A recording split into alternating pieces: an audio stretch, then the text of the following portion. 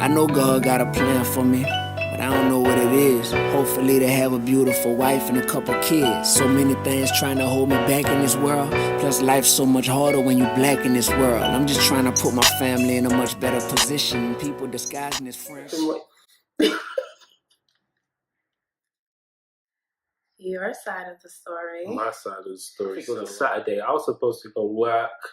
I remember that day, but I chose not to go work and to just commit to this performance that one of my friends invited me to. So yeah, I got there. I didn't really have an expectation. Never heard of this church, but I was like, God, wherever you send me, I'll go and just do my thing and then go out. So yeah, it was just like a normal day. So I got there. Remember being sat at the front. And yeah, I was just ready. Worship started and it was like lit. I was just like, wow, I like this church. I like the sound that they're singing. I like the level of worship and it's all good. I think some dancers came, some mimers came, and they were all good. I was like, yeah, like I'm feeling this. I'm feeling this. This is my sort of thing. And then there was a testimony. The person who was hosting said there will be a testimony, and it came out on the screen. And yeah, all I see is this fine thing talking. I'm like, okay, cool. Let's see if there's any substance, because you had a pretty face, very pretty. And but you know, I was looking for substance, and you didn't really say much. You just said, God done so much for me. I love Jesus, and I was just like, yeah. But what hit me was when I saw your face and you started speaking. I wasn't even talking to myself. I was speaking to God. I was like, God, who's that?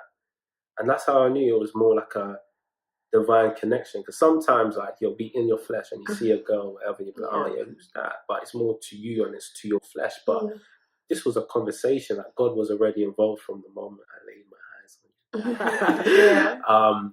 And yeah, like it also, I could feel that there was substance, more like your testimony, even though you didn't explicitly say it, there was substance, there was the connection. Yeah, so like although I didn't share a lot, you knew there was more, that you knew there was power behind what I was saying. Yeah, definitely. And I was just like, who's that?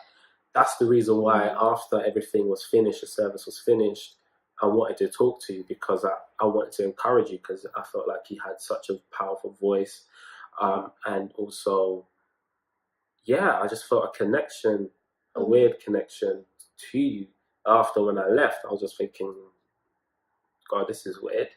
But I was just like, I'll leave it in your hands, because I felt like, well, I know myself. I can orchestrate things. I can make things happen. But I was like, God, if this is your will, just make it happen in the way that you wish. What happen? Make it happen in the sense of just make us happen. Interesting.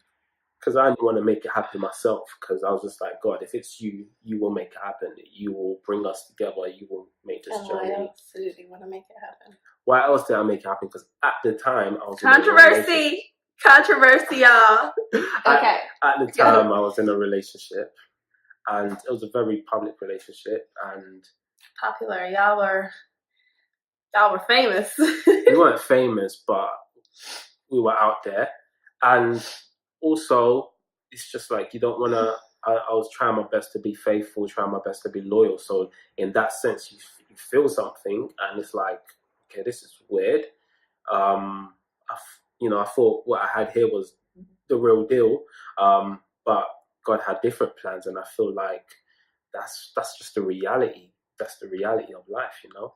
I think when you're young, you can make a lot of fast choices. Even when we got together, you know, everybody was like, oh, this is really quick and all this stuff. So it can look really naive. Yeah. However, I think at the time it was we didn't ever exclude God from the situation. You know, like I knew the day after you left, my best friend at the time, she was like, she had eagle eyes. So she saw your phone. She saw that you had a girlfriend. Yeah. She had told me, and I was like, oh, okay.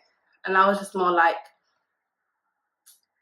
girl, I ain't gonna hide that I got a crush. I mean, I ain't gonna lie. Like, you know, I got a crush and I don't know what's going on. I feel like a little girl. I was feeling funny, but at the same time, I wasn't anyone to be like, oh my gosh, you know, like I want him to be my boyfriend. Like, no, because at the time I was single, and although I was waiting for my husband, I was also entertaining.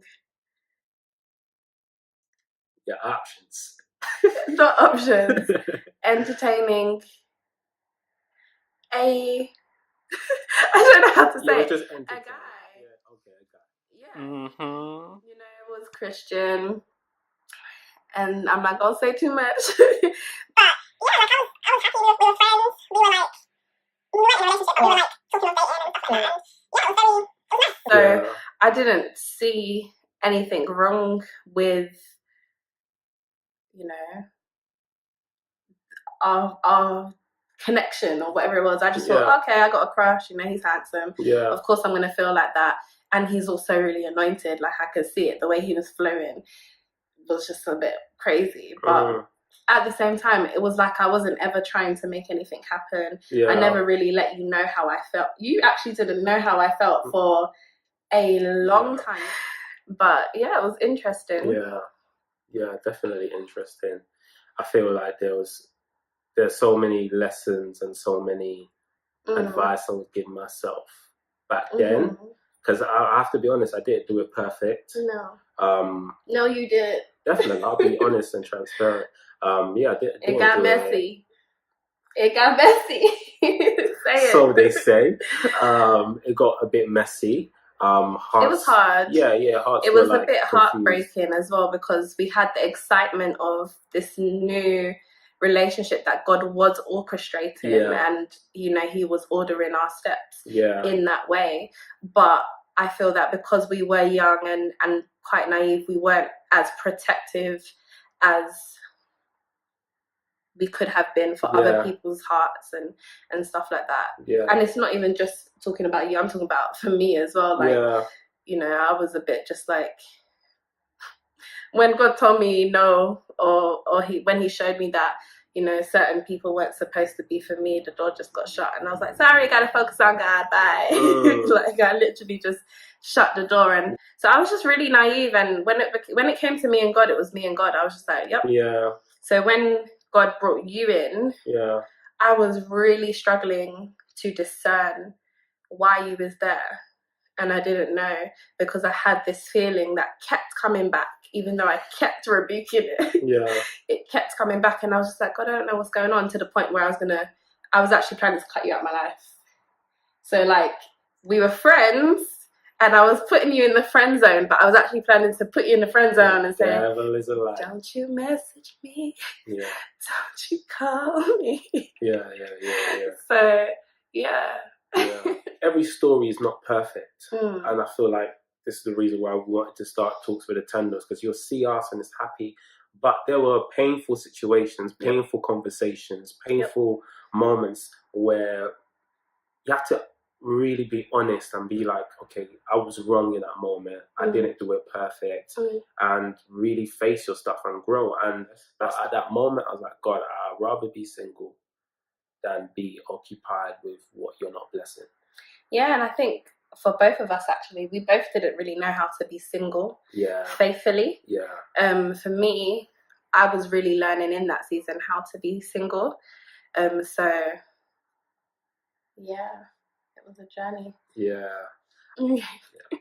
Anyway, guys, we are going to end it there. Let us know if you'd like to see, what you don't want to see, and we'll get back to you. We'll definitely consider your suggestions. Thank you so much for tuning in, and we just love you and appreciate you.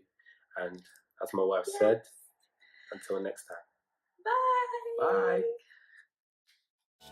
Ain't no limit to the struggles life will bring. Still every day I be hustling, doing my little thing. I ain't trying to play the victim, so I never ask this question. But could you pray for me if you get an extra second? I know God got a plan.